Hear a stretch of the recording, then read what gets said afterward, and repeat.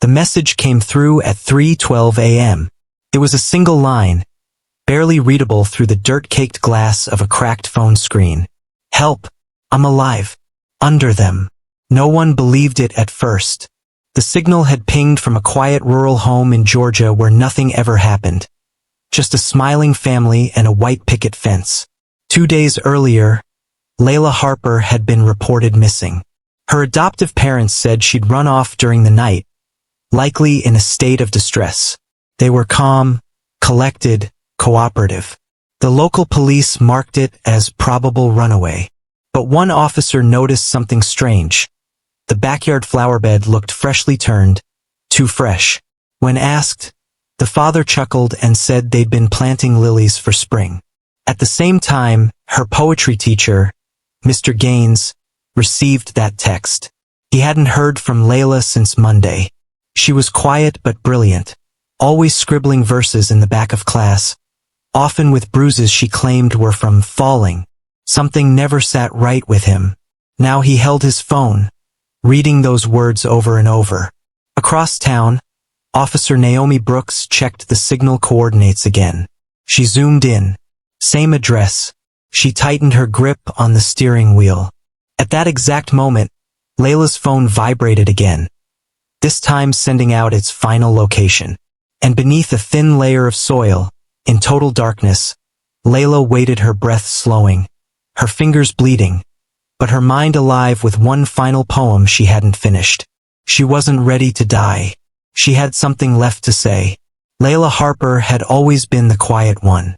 17 years old, soft-spoken, with deep brown eyes that looked like they held too many secrets for someone her age. Adopted at 10 by the Harpers, a religious white couple in rural Georgia, Layla's life had been far from the salvation she was promised. Outsiders thought the Harpers were saints. They ran a faith-based reform home for girls who had strayed from the path. But inside those wooden walls there were no prayers, just rules. No phones. No visitors. No opinions. Layla's every move was watched. Her outfits selected. Her meals portioned. Her words filtered. She was allowed to attend part-time school only because she had shown obedience. Even then, Mrs. Harper would sit in the car outside during class and check her notebook after school for inappropriate ideas. Still, Layla found small windows of freedom. In her poetry class, taught by Mr. Gaines, she would write furiously. Tiny verses on the edges of handouts, lines about being trapped in a box, about silent screaming, about a name no one remembered. Mr. Gaines noticed the bruises first. Small ones on her wrists, a faint purple line across her upper arm. When asked, Layla smiled politely and said she tripped feeding the chickens. She always smiled when she lied. But something cracked the illusion a week before she disappeared. Layla found a sealed letter in a box of old documents, her real mother's name, a social worker's signature, a case number. Her birth mother was alive. Not dead from overdose as the Harpers claimed. When she confronted Mrs. Harper, the woman's smile didn't waver. She simply said, "That woman gave you up. We saved you." That night, Layla was sent to bed early without dinner. She wasn't hungry, she was terrified. The next morning, she didn't come to school. The Harpers told the authorities she ran away. The town didn't ask many questions. After all, she was one of those foster girls. Troubled. Rebellious. The police opened a missing person file. Nothing urgent. But Officer Naomi Brooks, a seasoned black detective who had seen too many cases like this, didn't buy it. She'd visited the Harper property the day the report came in. Something about their calm made her stomach turn. The flower bed caught her eye. Newly dug, the soil still moist.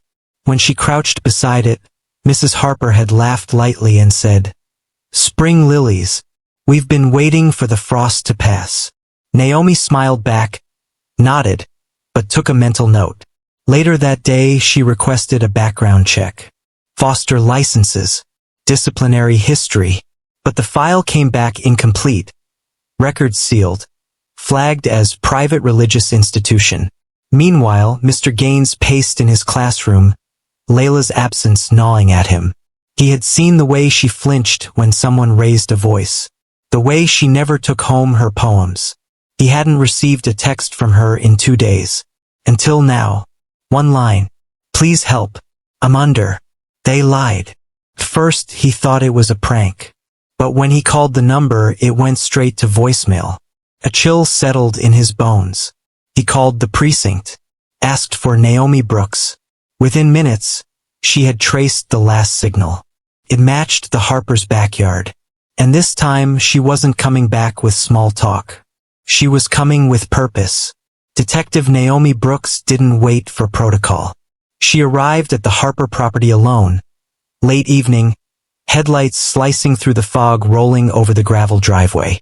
Her badge flashed briefly as she knocked on the door. Mr. Harper answered with a practiced smile. "Detective," he said smoothly. "Back so soon?" "I had a few follow-up questions," she replied, casually resting her hand near her holster.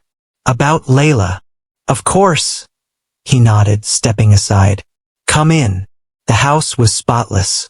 Framed scripture hung neatly on the walls. A hymn hummed from a speaker in the corner.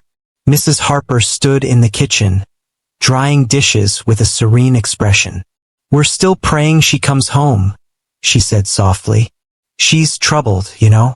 Always has been." Naomi offered a tight smile. "Mind if I take another look outside?" Before they could object, she was already moving toward the back door. The garden looked different now. The soil had been tamped down, the flower bed arranged carefully with plastic tags reading lily, peony, daisy. Too perfect. She walked its length slowly, pretending to admire the work. Then stopped. Her boot nudged something. A faint, metallic click. She knelt. Buried just below the surface was a cracked phone screen. Black, dusty, but unmistakably real. It was sticking out from a disturbed patch of dirt that hadn't been covered well. Her fingers trembled as she brushed more soil aside. The screen lit up. 1% battery. One unsent message. "I'm under. Can't breathe." Naomi stood and turned toward the house. "I'm going to need you both to come with me," she said, her voice sharper now. Mrs. Harper's smile faded. "On what grounds?" Naomi didn't answer. She was already calling it in. Inside the house, Mr. Harper's face tightened. His eyes darted toward the hallway, toward the door that led to the basement. But it was too late. She had seen enough. That phone had been Layla's lifeline. And now Naomi wasn't leaving without her. Detective Naomi Brooks stood still for a moment, phone in one hand, radio in the other. "Send backup. Now," she said firmly into the mic. While dispatch confirmed, Naomi scanned the yard again. Something didn't add up. The soil, the smell, it wasn't just a flower bed. It was a cover-up. Her instincts screamed it. Mr. and Mrs. Harper now stood behind her, silent, motionless, watching. Naomi moved fast. She pulled out a small spade from her car and started digging, right over where the phone had been buried. Every layer of soil she removed seemed to strip away another layer of lies. 6 inches down, her spade struck something hollow. Wood. Her pulse jumped. She dug faster, bare hands ripping through dirt. The corner of a crude wooden crate peeked through. She called out to dispatch again. "I found something. Possibly a containment box. Human-sized. Breathing may still be possible. I need medics standing by." She kept going. Suddenly, she heard it. Faint. Fragile. A soft knock from inside. Then silence. "Layla?"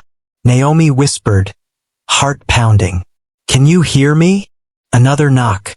2 this time. She dropped the radio. "I'm getting you out." Moments later, as she pried open the crate lid, a cloud of dust escaped, followed by a trembling hand, fingers caked in blood and soil. Layla's eyes blinked up, dazed, swollen, barely able to focus. She was alive. Naomi wrapped her coat around the girl's frail body, whispering, "You're safe now. You're safe.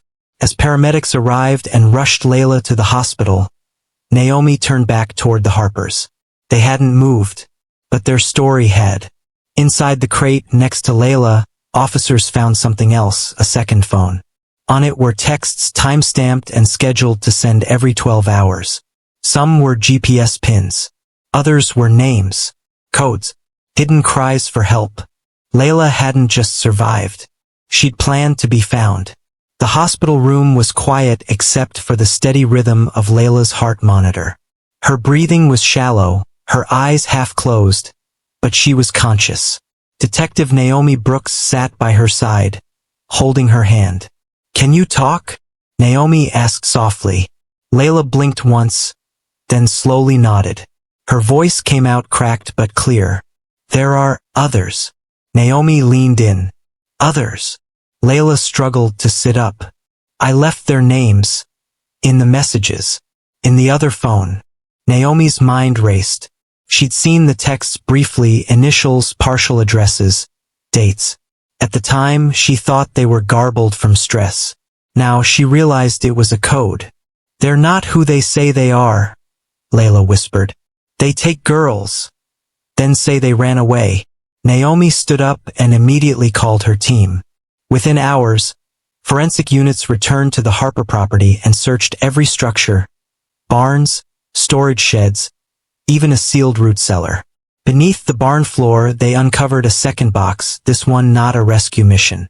Inside were skeletal remains and fragments of school uniforms. Cold case files were reopened. 2 missing girls from nearby counties, foster kids placed through the same religious program, vanished without a trace. Now the traces were screaming from the ground. Naomi pressed charges immediately. Attempted murder, unlawful imprisonment, child abuse, obstruction, and, pending DNA confirmation, homicide. Mr. Harper cracked first during interrogation. Claimed they were saving the lost through rebirth therapy. Claimed they gave the girls choices.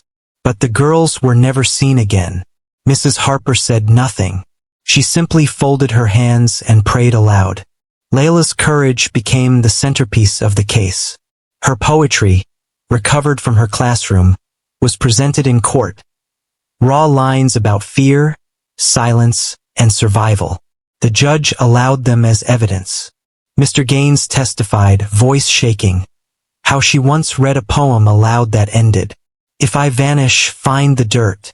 That's where they hid me." The courtroom went still. The Harpers were found guilty on all charges. Layla didn't attend the sentencing. She was at home, recovering, writing again, this time on real paper with her real name. Her new foster parent, Detective Naomi Brooks, made sure she would never be silenced again. Layla's book would soon be published. Its title? I Buried My Voice, but it kept screaming. 1 year later, Layla stood on a small stage at a youth trauma survivors conference in Atlanta. Her voice, once timid and buried beneath fear, now carried strength. She read from her book, her diary of survival, wearing a necklace shaped like a pen, a gift from Mr. Gaines. Her final poem was called Rooted. They buried me thinking I'd rot, but I grew roots in the dark. And when light found me again, I bloomed. The audience rose to their feet. Layla now lived with Detective Naomi Brooks, who had legally adopted her 6 months earlier.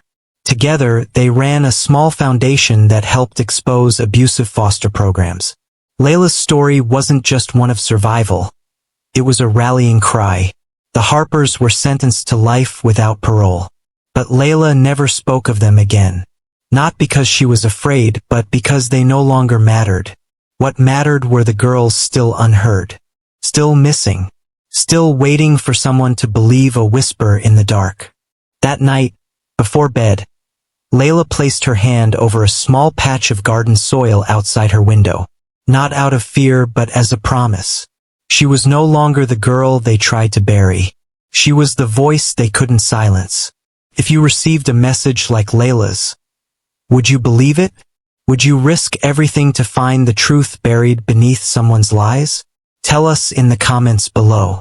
And remember, sometimes the loudest cries are the ones no one hears.